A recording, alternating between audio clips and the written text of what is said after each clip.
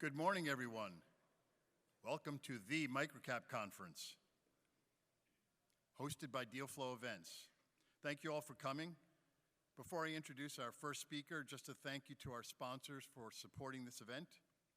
Thank you to Elinoff Grossman & Scholl, our platinum sponsor, as well as our gold sponsor, the Money Channel, Lukoski Brookman, Loeb & Loeb, Calabrese Consulting, the Nuvo Group, Spartan Capital, AGP, and Roth. I'd also like to thank our silver and promotional sponsors for their support as well. I'm Phil LaFaso. I'm Managing Director of Dealflow Events. Really happy to have you all here. We've got a couple of busy days, a lot of work and a lot of fun. So we have schedules around. If you haven't grabbed one, we have some fun things going on in the evening and a whole lot of meetings. Presentations will take place in the hallway that way. There are 4 meeting rooms, and it's just back-to-back presentations by the companies. I think there's been 1 or 2 changes, so I'll make announcements later about different times for 1 or 2 companies. Our keynote speaker this morning is a man you probably know, Ron Insana, senior analyst and commentator at CNBC. Ron is also the host of Market Source Board Report, a daily nationally syndicated radio program. Ron's going to come and share his knowledge and experience on a very timely topic, the economy 2025, Washington, Wall Street, and the world. Who stands to win? Who stands to lose? Please welcome Ron Insana to the stage. Thank you, Ron. Thank you, Phil. Good morning, everybody. Pleasure to be here this morning. So before I get into the bulk and the content of the speech, I'll just bring you up to date. I was checking our internal news feed at CNBC, and Dow futures were down about 30 points just a few minutes ago. It's been reported that there are 5 Chinese warships off the coast of Taiwan, so Dow futures are now down about 750 points. That's not true. Just making sure you're awake and with me, and anytime, yeah. It'll wake you up a little bit in the morning, doesn't it? Maybe in a year, yeah. I mean, the window is open. Yeah, so with respect to the economy 2025, I think what's interesting, obviously, with the change in administration, with questions about what the Fed's likely to do, which obviously is going to be announced a little later today, I've in many ways kind of shortened my forecasting window around 2025 because I think it's very difficult at this point to project all the way out through the next year or even the next 2 years and have a coherent thesis when we have so many variables and so many uncertainties in front of us just in the next 1, several hours, and then 2, next several days, weeks, and months. I mean, the headlines have been flying fast and furious from the new administration, and we have a variety of different policy possibilities and probabilities that will take place over the course of that time. And so I think it is currently safe to say that the economy is still growing at a reasonably rapid clip. If you look at the Atlanta Federal Reserve's 4th quarter estimate for GDP growth, it was just upgraded to about 3.2%.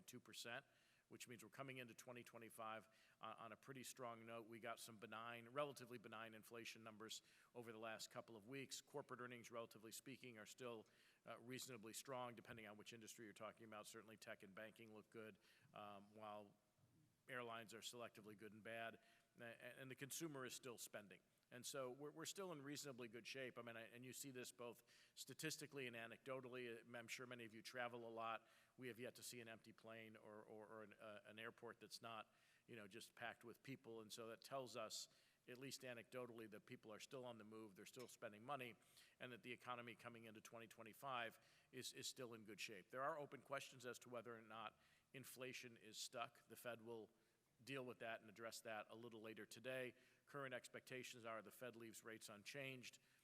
The president just recently demanded that they lower them immediately. That's going to set up some dynamic tension over the next couple of years between him and Jay Powell. But we'll get more clarification around the Fed's current stance when Jay Powell holds his news conference at 2:30, at which time most of us still expect him to say that while the door is open to future interest rate cuts, they're going to need to see more progress on the inflation front in the near term before they commence with another interest rate cut. So policy may be on hold for the next several meetings, if not maybe deeper into 2025. That's what the market's currently pricing in. That's what we think is going on. Now, we've seen some other indicators, depends on which inflation measure you look at, that have softened up a bit. The PCE deflator that the Fed watches very closely is down around 2.2%, but you see other inflation measures that are as high as 2.9, well above the Fed's target, that will keep them from making any draconian moves. And the Fed is also going to have to consider, although it may not acknowledge this at any point along the way, the various impacts of the incoming administration's policy proposals that range from across-the-board tariffs of some magnitude, depending on which country you're talking about, to mass deportations, and including folks in the labor force, as we've seen in the last 24 hours, some of whom are here under protected status and have still been arrested. How big that's going to get, how much of an impact that will have on the size of the labor force, and ultimately, will it affect wage inflation in any adverse way that would tie the Fed's hands? So those are open questions. I say all of this, by the way, just in point of fact, as policy analysis, not as personal preference. So when you're in the media business, a lot of people like to project certain assumptions about where you sit politically and where you sit philosophically. When I'm working, I simply try to look at the proposed policies, the implemented policies, and try to think through and talk through what the implications might be, not whether I like them or whether I don't. So in that context, when you look at, I think, the incoming Trump administration, you have to take each policy proposal singularly and then look at the cumulative effect that may occur if they were all implemented, not necessarily simultaneously, but in total. And when you do that, when you look at the possibility of 25% tariffs on Canada and Mexico, 10 to 60% tariffs on Chinese goods, and some of that may be affected by some of the developments we've seen on AI over the last 72 hours emanating from China. When you talk about threatening tariffs on countries like Colombia, which deliver coffee and oil and other products, this type of rolling uncertainty can create a mindset, particularly at the Federal Reserve, where they have to worry more about inflation accelerating rather than decelerating, in which case that has policy ramifications for the Fed. But taken in sum, if the proposals that we know about from the incoming, or from now the existing Trump administration 2.0 were enacted in total, it does appear that they would be stagflationary and wouldn't necessarily promote the type of growth that the Fed would be comfortable with. And so I think as we work through this process, we'll see what happens and what doesn't. We've seen a number of policy proposals floated just even in the last 24 hours.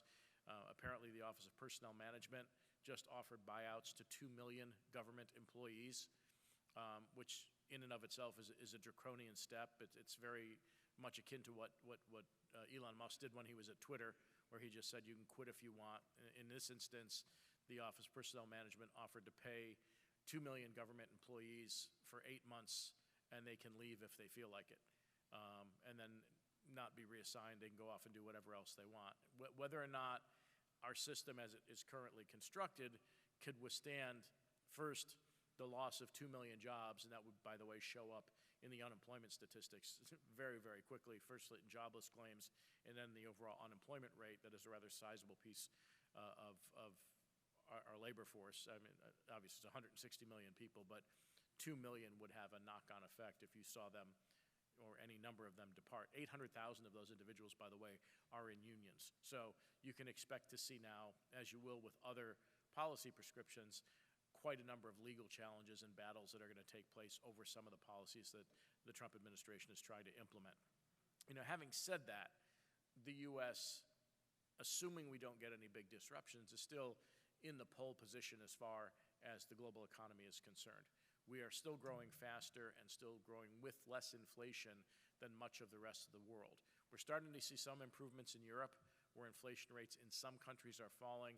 Europe's growth lags ours rather considerably. China's is a black box, and so we don't know if they're going to grow 5% this year, probably not. And the internal dynamics of the Chinese economy are not favorable in any way, shape, or form. When you look at what's happening in China, there are still 80 million unoccupied housing units, so they can't stimulate their economy by building more housing. Whether or not they've made this kind of, what Mark Andreessen the other day called a Sputnik moment, whether or not they've leapfrogged us in terms of AI capabilities is an open question.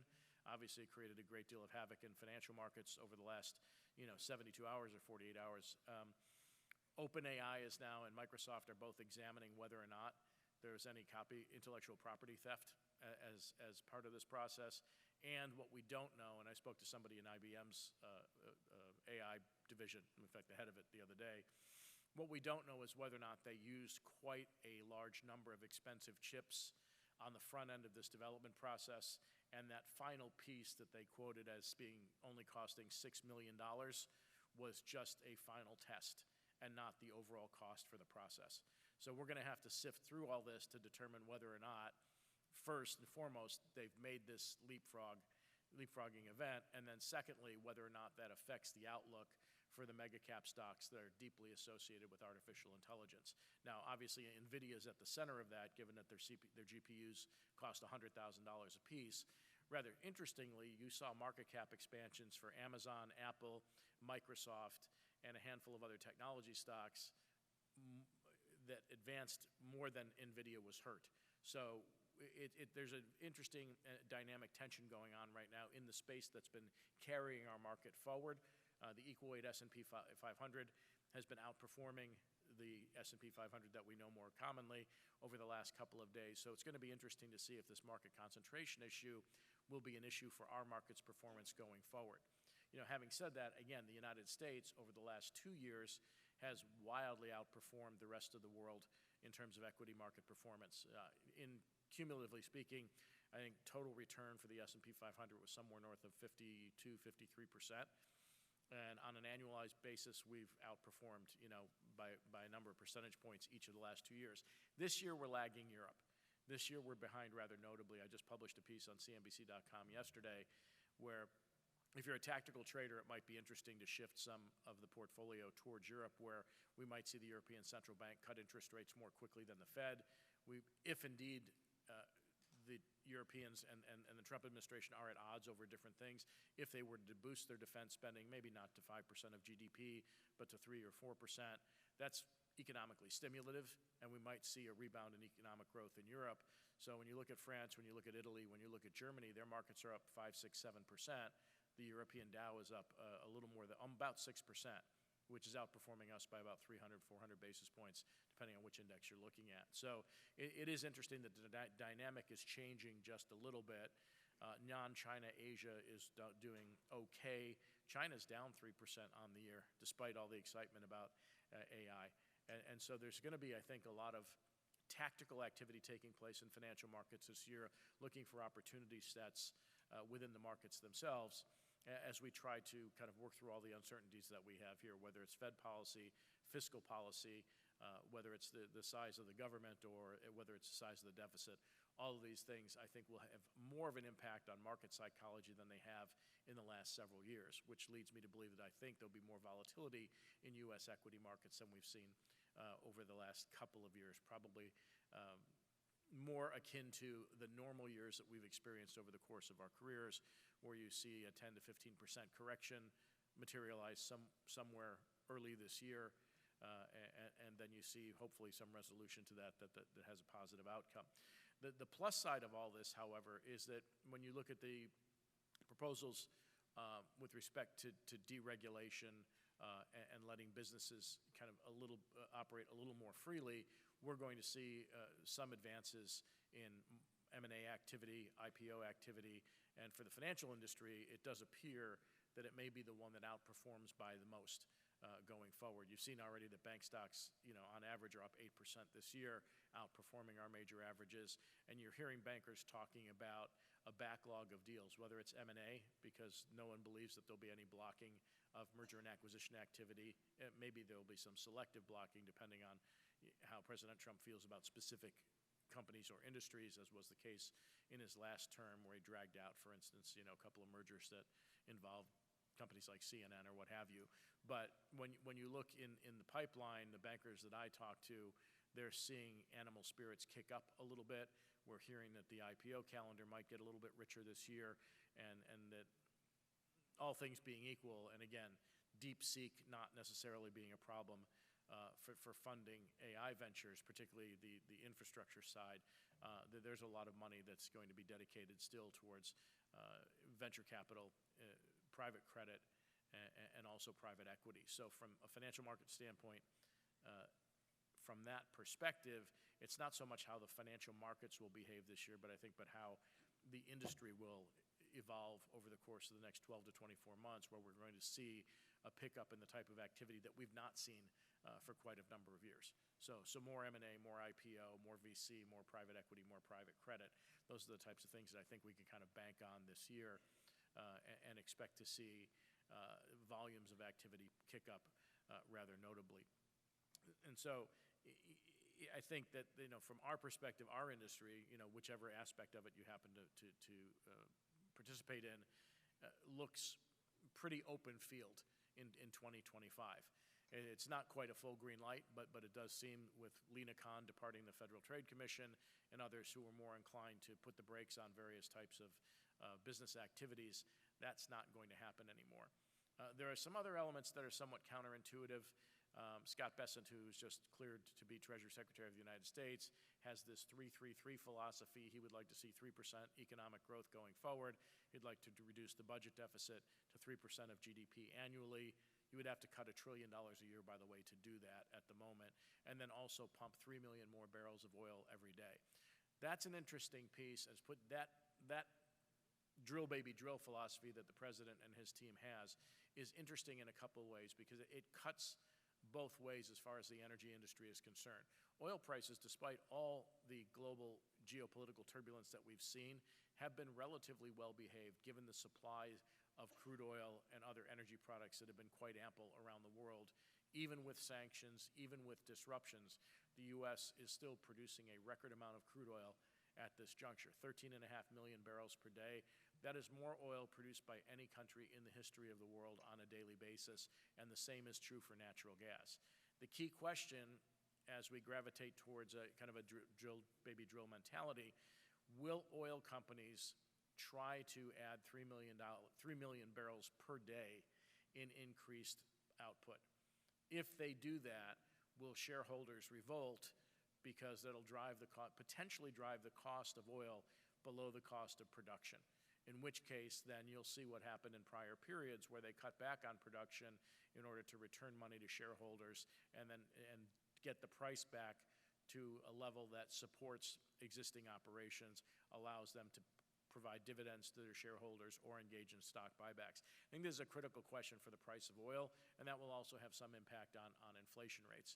If they were able to do it and maintain profitability at the same time, you would see a pretty precipitous collapse in the price of oil, natural gas, and other products, and that would, of course, dwarf anything else in consumer prices and bring inflation closer to the Fed's 2% target.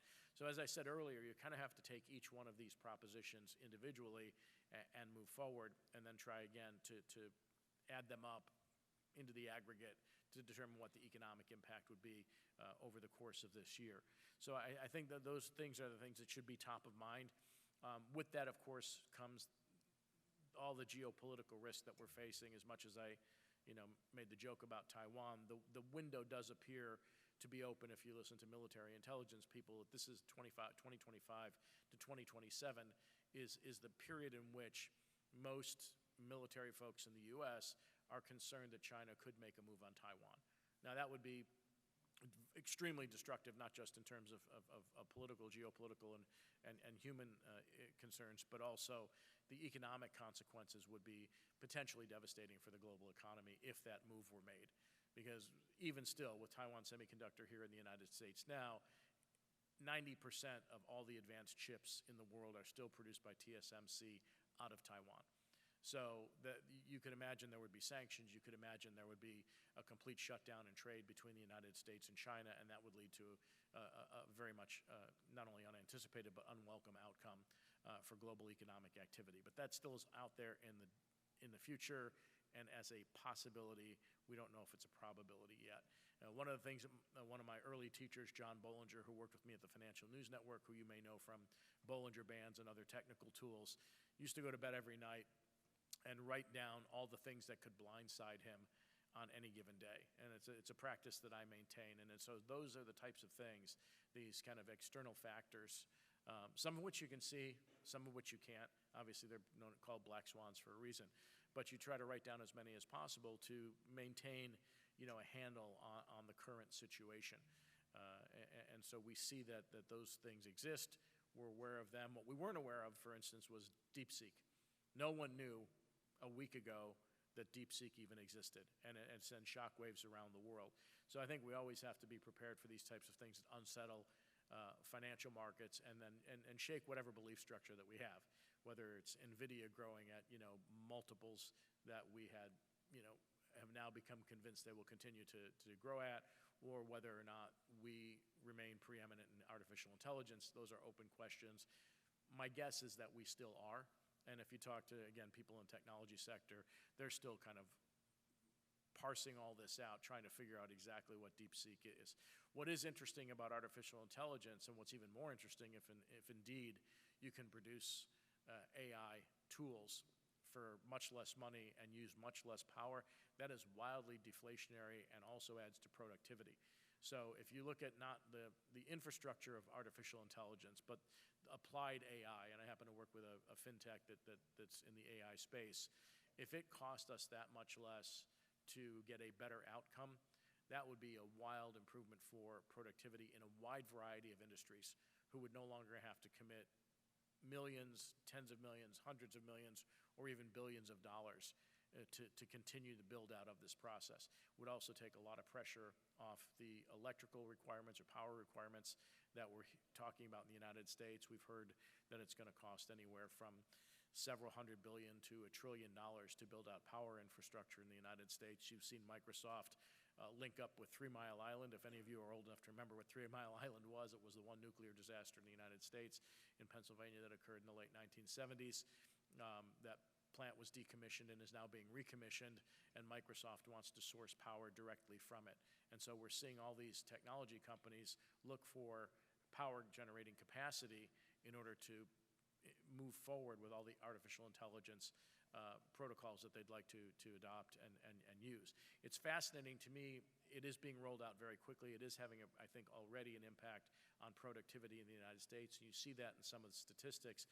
And AI has become, more ubiquitous, I think, than people realize. It's in some of the most prosaic industries that we have, including like fast food restaurants. If there are stores now, McDonald's, for instance, that's experimenting with AI and other types of kind of machine learning advancements, where in Texas, for instance, there's a store where you go in and you do not see any humans at the McDonald's. There are kids in the back or folks in the back who are cooking, but there are touchscreen, voice-activated screens that you can place your order, you can use whatever payment system you want, and then via conveyor belt, your food is delivered to you, whether you're in-store or whether you're in the drive-through line.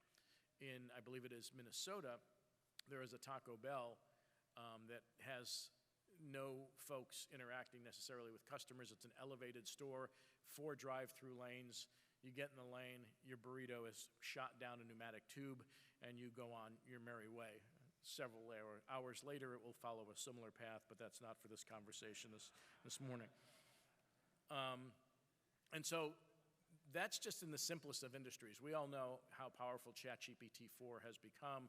We know what it can do with respect to putting together business plans, to taking care of more kind of simple back office operations. We certainly know this in the financial services industry, in the legal industry, and a variety of other industries. Some of the jobs that were previously done by humans that are more simple, less skills required, are going to be replaced by AI tools. That's going to enhance productivity and improve outputs. And then there are even more tools. When I look at the financial services industry and the firm that I'm involved with, where investment management decisions are going to be made by AI protocols at some point in the future. We think within the next 10 years, 90% of institutional investment management decisions may be driven by AI. And so you can imagine and kind of forecast what that means for the types of employment. Financial advisors will still be necessary to interact with clients. AI taking care of their back office operations will give them more quality time to spend with clients, prospecting, getting more wallet share from existing customers, or dealing with them more in a more in-depth basis. And we're seeing this in medicine too. If you heard Larry Ellison talk the other day, the idea that vaccines or cancer treatments or any type of drug development can be accelerated to actually produce outcomes in a matter of days or weeks. that includes targeted therapeutics for specific illnesses. The leapfrogging that's going to take place in healthcare may well be astounding once it is fully deployed. And we see this already in some companies, that AI is able to identify mutations in various viruses much more quickly than humans can. In radiology, it's going to become extremely important. In drug design and development, it's going to become important. So this is not an industry to go to sleep on because we've had one hiccup with respect to what the cost structure looks like or what the power structure looks like. DeepSeek happens to be open source, and so every company that is in the AI space, and some that aren't, have been looking at DeepSeek.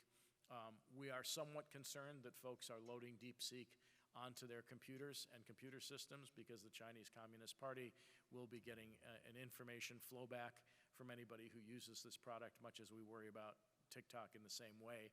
And so there are some areas of concern with respect to national security and privacy that need to be taken into account when we look at this. But if indeed our companies can become as competitive and lower the costs of AI development and powering those various protocols, this is a game-changing moment, and people are extremely excited about what this means for the future of the American economy, how businesses operate, and some would argue that, and Mark Andreessen in particular, although I don't agree with him, has suggested that at some point the marginal cost of all goods and services is going to fall towards zero.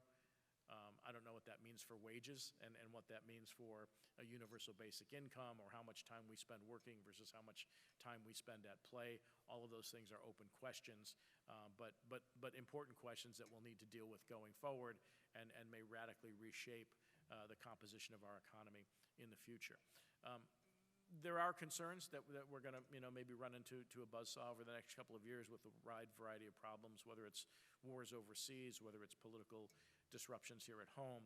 I would default to Warren Buffett's maxim, and he and I have known each other over the course of the years. He's always said anybody who bets against the U.S. economy is engaged in a fool's errand.